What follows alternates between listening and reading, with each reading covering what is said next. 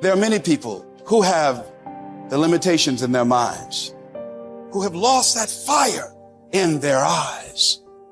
Most people, ladies and gentlemen, go to their graves living a life far below their potential.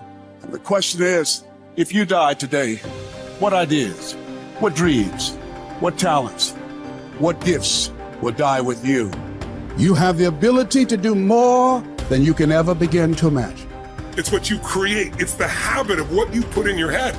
See, someone can tell you your whole life you're a piece of crap, and part of you goes, you're full of it, I'm gonna show you. Lots of people have done that. They never bought it. Or someone tell you you're beautiful your whole life, you go, I'm not really beautiful. So what people tell you doesn't matter at all. It's what you stack. It's what you assemble. You need to believe and know that you're one decision, one relationship, one meeting, one book, one thought, one something away from a completely different life. It's an effort play. If you don't have self-confidence, you've never kept the promises you make to yourself. Check that box. If you have self-confidence, you've started to keep the promises you make to yourself. So if I'm gonna get up and I'm gonna work out, I'm gonna do 10 reps in the gym, I do one more. If I'm gonna do 45 minutes on the treadmill, I do one more. If I wanna make 10 contacts in a day, I do that and one more. There's a lot of times where I don't know how I'm gonna move forward, but I ask myself one question: can you take another step? And that answer is always yes. You're passing through that keyhole. But if you pass through it, then something massive opens up on the other side.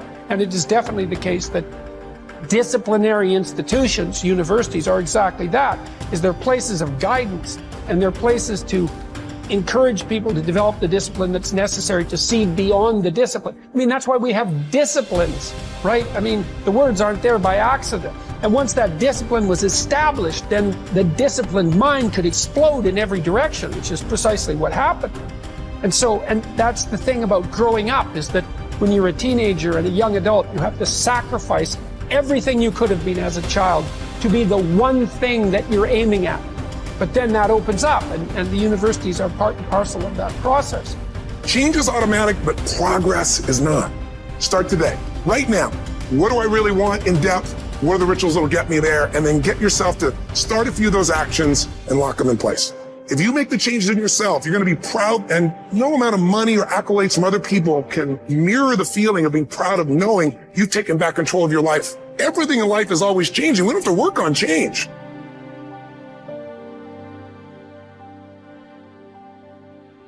The major key to the good life. Every day in 1,000 different ways, we are trying to improve ourselves by learning how to do things.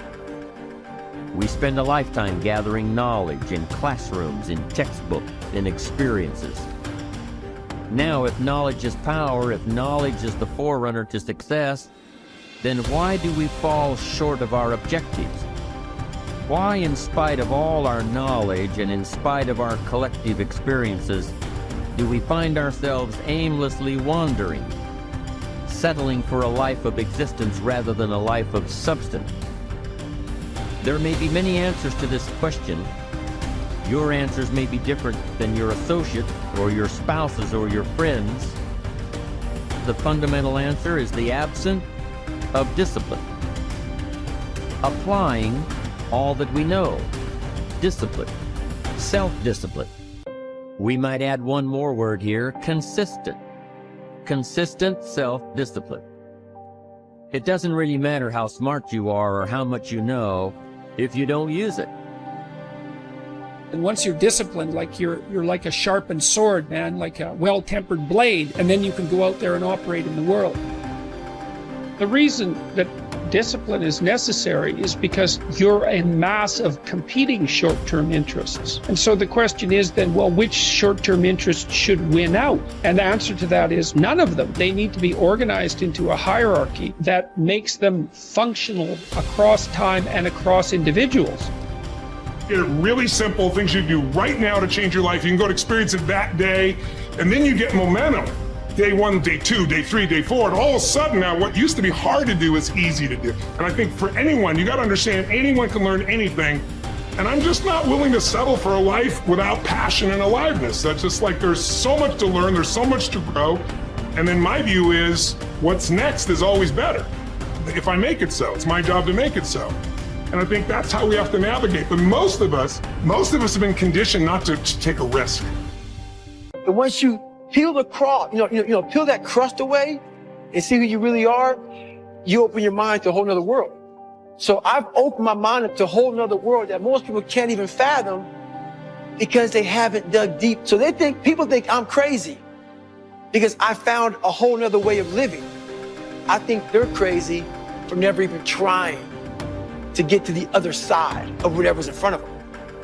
So what drives me every day is finding more of myself.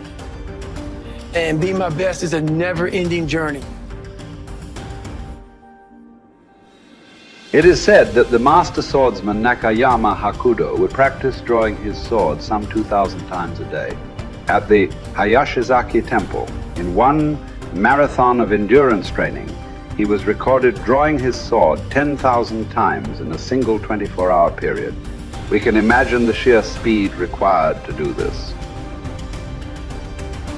And also the deliberateness to do so many reps in so little time.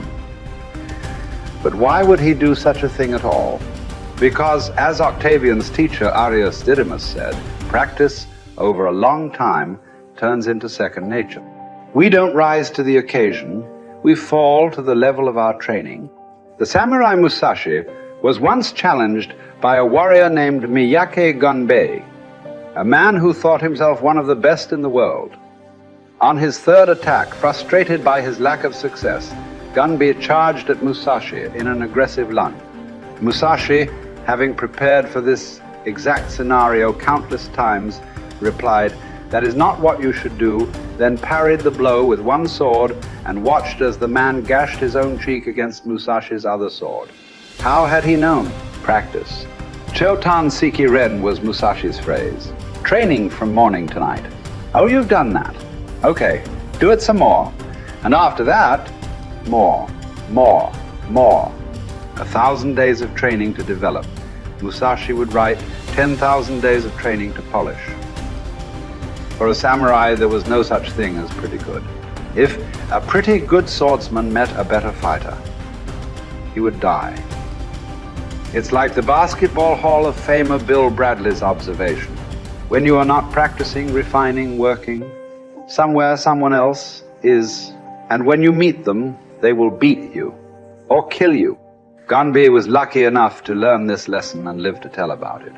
In fact, after Musashi treated the man's wound, Gunbei accepted that he was outmatched and became Musashi's student, training and practicing under him until he was no longer prone to the mistakes that come from such rashness.